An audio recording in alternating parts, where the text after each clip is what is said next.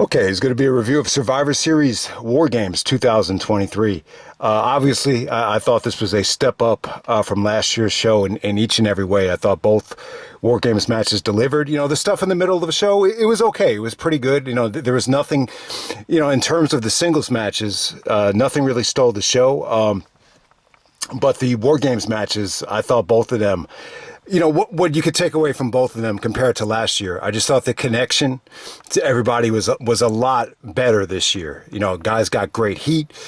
Guys were extremely over. Each and every guy, from the women and the men, I just think the reaction was great. So if you couldn't get this done in Chicago, it wasn't going to work anywhere, and it definitely worked. Incredible night. Both, the returns exceeded my expectations. Randy Orton's return was just very well done. There was a ton of anticipation. I think the aura of possibly Orton not showing up was pretty believable. And I was assuming you were either going to get one or the other. And you ended up getting both. And then Punk returning was surprising to me. Just the way the match went, I was just like, yeah, maybe it just doesn't feel right. Because every time there was a CM Punk chant, there was a lot of boos as well. It was almost like half the crowd wanted Orton, half of the crowd wanted Punk. And, when the pay-per-view was about to go off the air, you saw the trademark logo. And I just thought that was it. I was like, all right, I guess Punk is not coming back. It was just fake rumors or whatever. Then all of a sudden, the original Cult of Personality music hit. And, Punk came out to a great ovation. I thought he looked great. And, he really didn't go to the ring. They didn't really cut back to the guys celebrating, the baby faces celebrating after the War Games was over. So you didn't see, Rollins get pissed off. But I guess there's this video that leaked of, Rollins being extremely paranoid and angry while Punk came out. But, it's just cool to see Punk back, with the company. But we'll talk more about that at the end of the show. So let's go through everything here. I thought it was just a really, really good pay-per-view, a really awesome pay-per-view to end what has been a very consistent year for the premium live events. It's very reminiscent of 2000, and you could even argue 2008. Until Survivor Series, that was a very consistent year for the WWE as well. But yeah, man, the women's War Games match, I thought it was pretty damn good. Definitely a step up from last year's. I think in terms of, spots, this probably exceeded the men's match just in terms of, doing creative thing, doing risky stuff as well. It started off with Becky and Bayley. I thought Bayley was really good here, throughout the whole match. She was like the captain of the ship. She really, she kicked out of a lot of, insane moves here. She made some nice saves throughout the whole match. Cole was saying she was the MVP, but it really is funny though, when you look at Bayley now compared to the NXT Bayley, they look like two totally different people. Bayley's definitely not as ripped and cut up as she was in NXT, but she's such a great personality that I think that's what really makes her attractive now.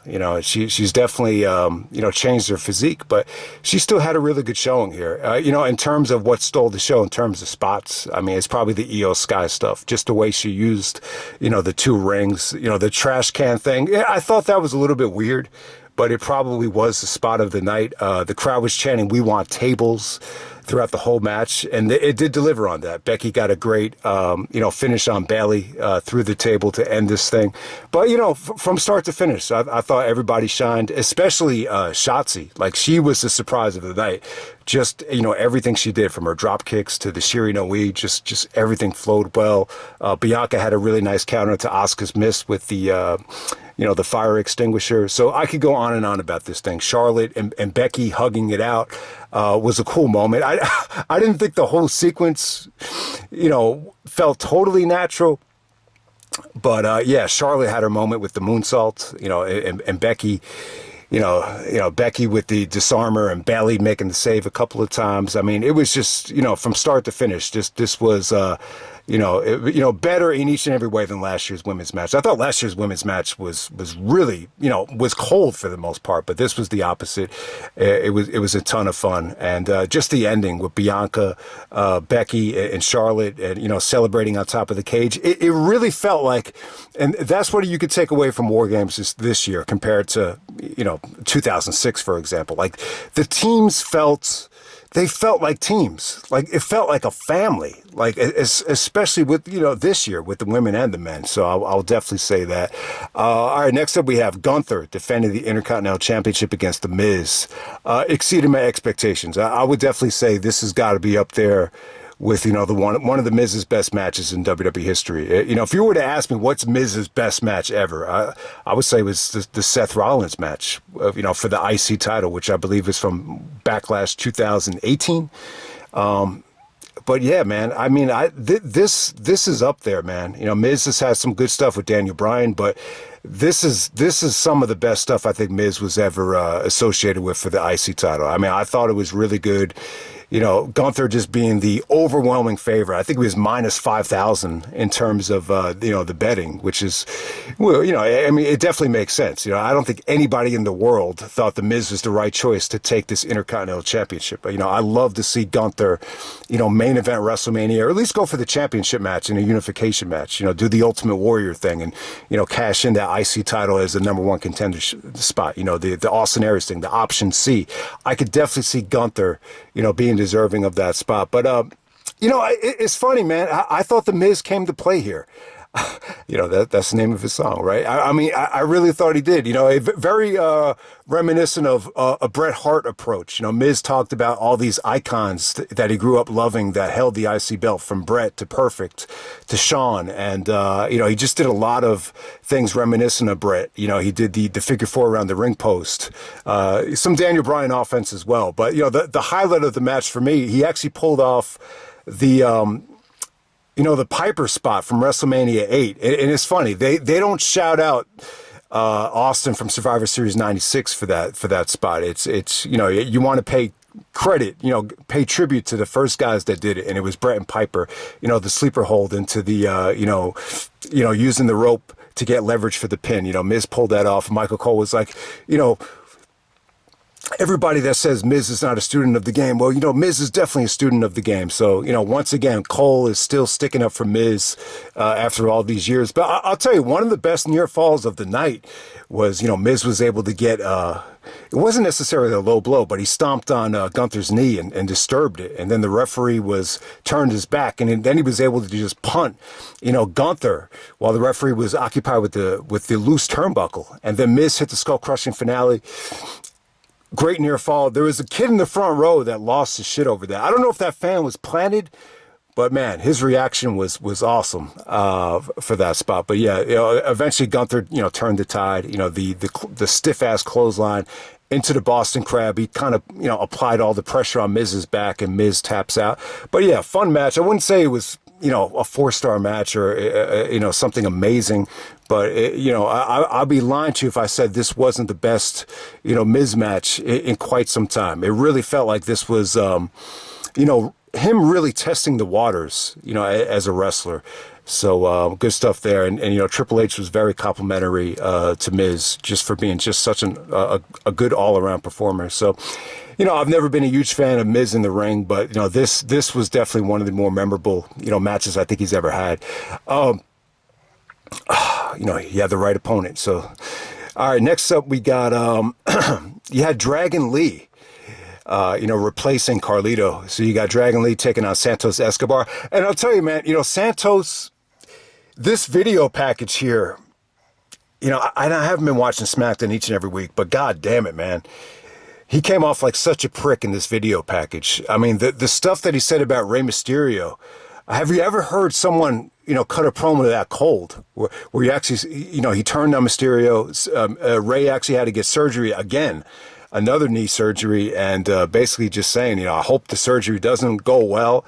I hope you have to get your knee amputated. Like, wow, like you never heard, a promo that cold in a long ass time. Someone actually had a sign in the crowd that said, I hope you get your knee amputated. So so Santos was great here. He played a great heel in this match. The match really didn't overstay its welcome. They went in favor of Santos just, cleaning up the business very shortly and sweetly.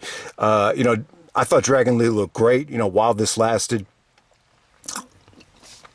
But yeah, just really good execution from both guys. Triple H was saying that, that like the challenge is to make this match seem like it's not just two lucha guys. They have much more than offer than just, being two generic lucha guys. They both have, Santos has a great ability as a heel. I thought, Dragon actually busted out some nice things here, but bottom line is Santos went over convincingly with a very strong finish here. Didn't overstay its welcome, but, tremendous execution while this lasted. I do think, the match had a tough time being in that spot.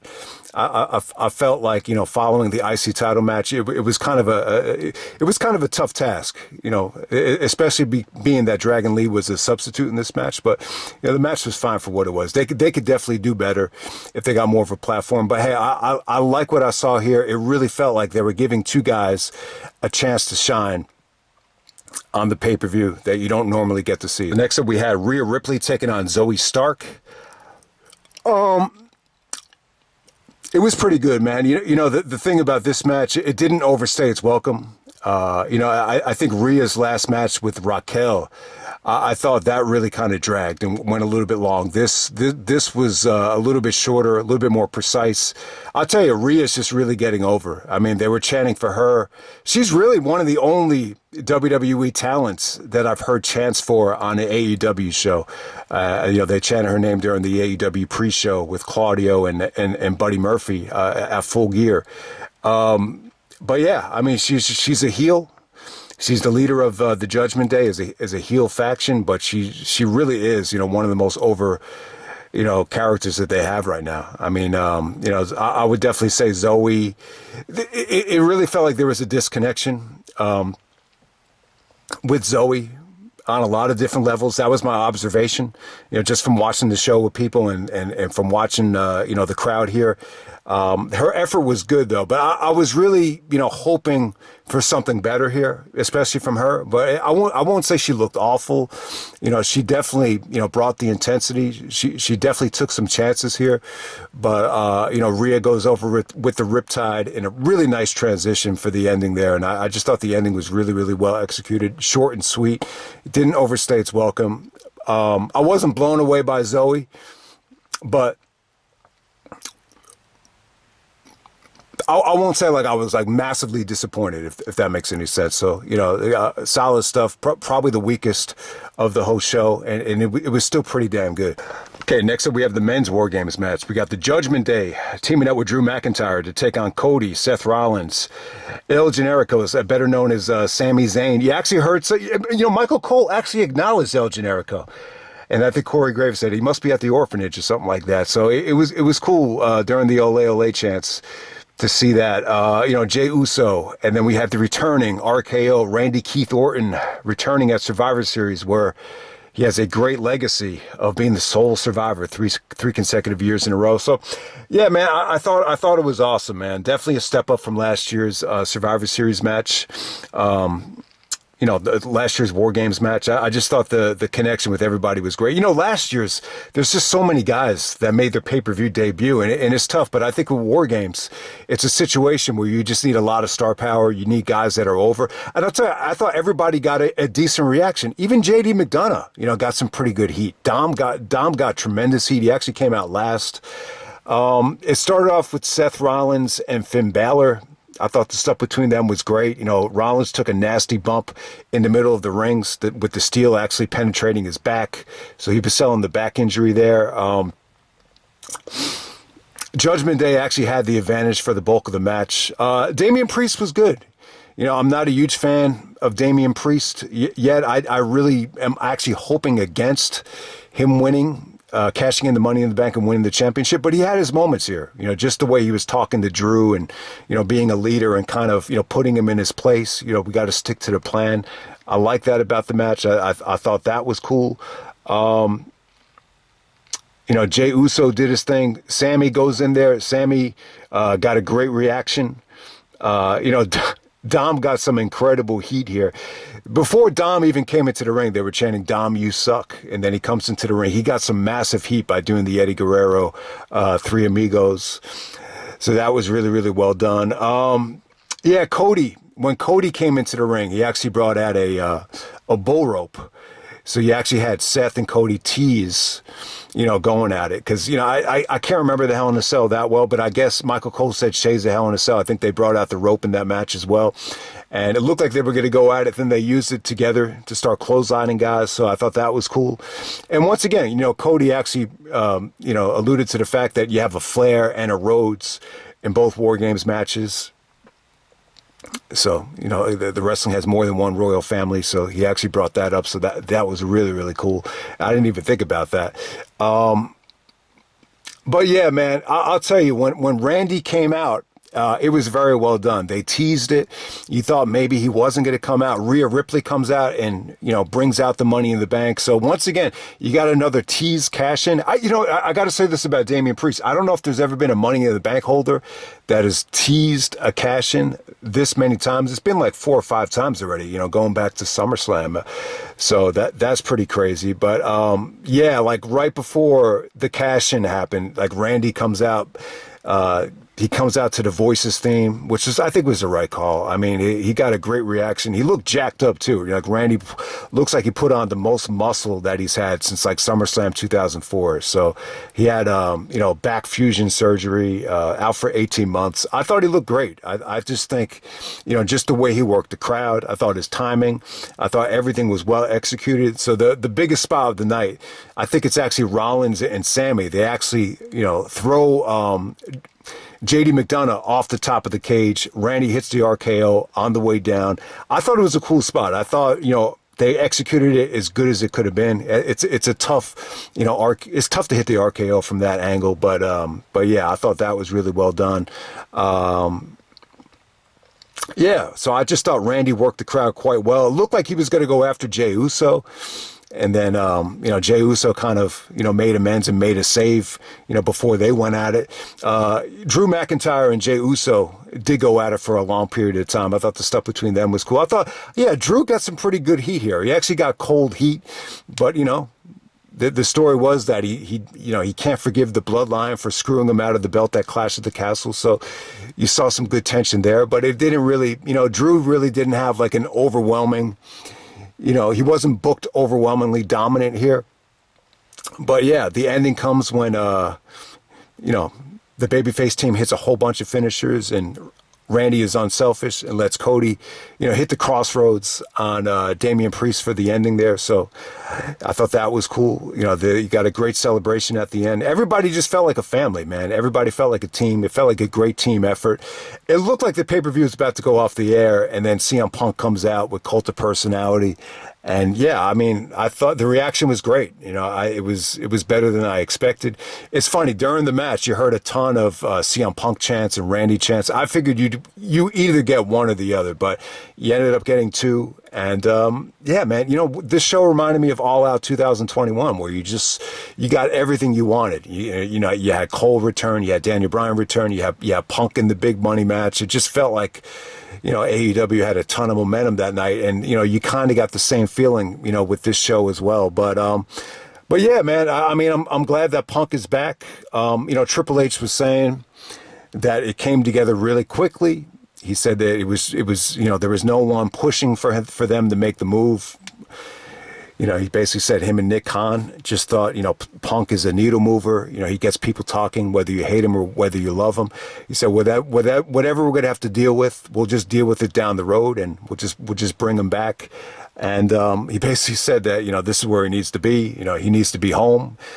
It's funny, man. It's funny to hear that. See, I don't really, it's funny. I was really, happy with Punk in AEW for a while. It really seemed like everything was going really well. But I just think there was a couple of things that really, fucked things up. I think Cody leaving. I think the bringing back Ring of Honor. There was just a couple of little things that, and I think the injury too. The injury definitely changed everything, which is, well documented. But it doesn't matter what company he's in to me. Like if he's in a feud with someone that can bring the best out of him, you know what you're going to get from Punk. And I think this run in WWE right here, there's so many guys, that what was really crappy about the Collision thing last summer was that I don't know, it was okay for what it was. You got to see Joe and Punk, But other than that, like the fact that he was being separated from some of the biggest guys you wanted to see him wrestle, it just wasn't, what I was expecting. I just thought the whole thing was just really weird, looking back at it. But, you could definitely make the argument, and I'll use the school analogy. There are times where if you have massive respect for the teacher that's controlling the classroom, it changes everything.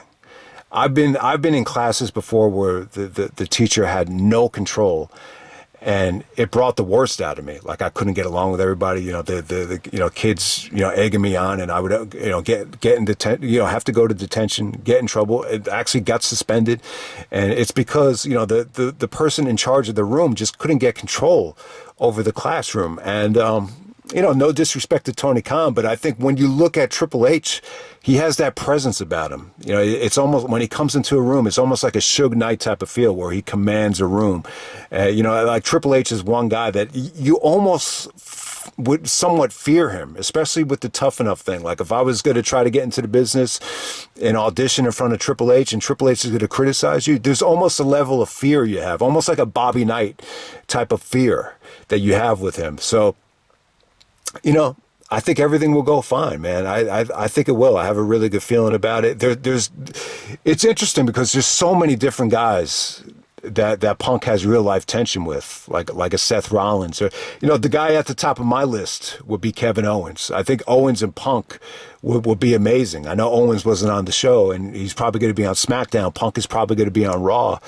But hey, man, I would love to see that. Even Punk versus AJ, they have history there, going back to the divide between Ring of Honor and TNA. So I mean, the possibilities are just crazy. Even Punk versus Cody.